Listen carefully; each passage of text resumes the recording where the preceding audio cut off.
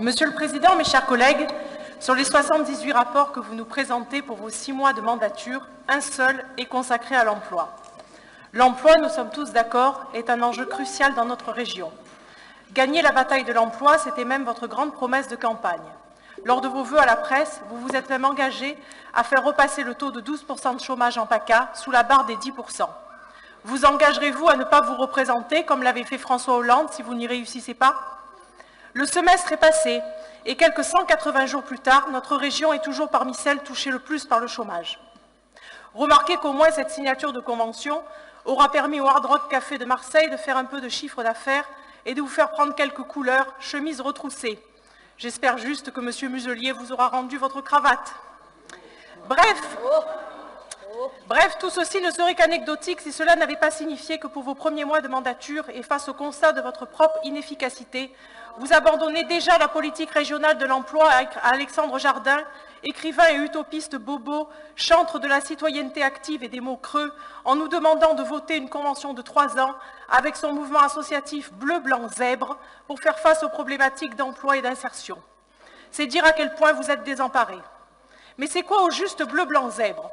Fondé par Alexandre Jardin en 2015, ce mouvement est une méga-association qui supervise une myriade d'opérateurs de la société civile appelés FESE et qui sont censés, je cite, « mobiliser et mutualiser les compétences existantes pour traiter l'ensemble des freins à l'emploi ». Cette nébuleuse associative a été fondée par Alexandre Jardin car, je cite, « il ne veut pas que Marine Le Pen gagne en 2017 ».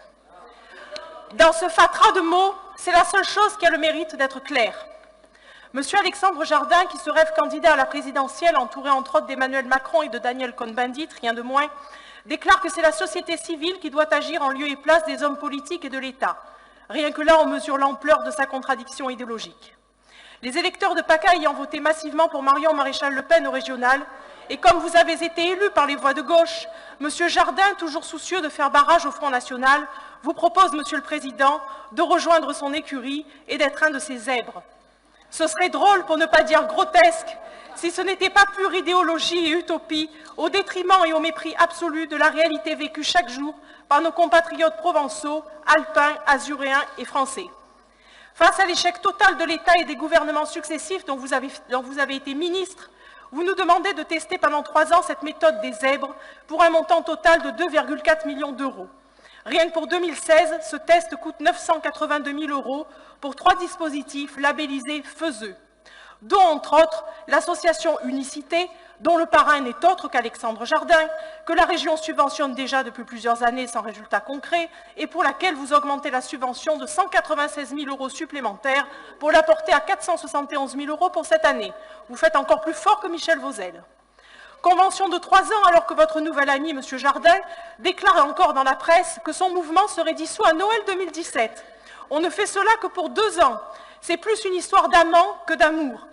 Empêcher Marine Le Pen et le Front National de gagner la présidentielle est un enjeu central totalement assumé. Voilà le véritable objectif de Bleu-Blanc-Zèbre. Ils comptent faire 3 petits tours de passe-passe électoral et puis s'en vont, avec quand même au passage quelques centaines de milliers d'euros récoltés auprès des contribuables.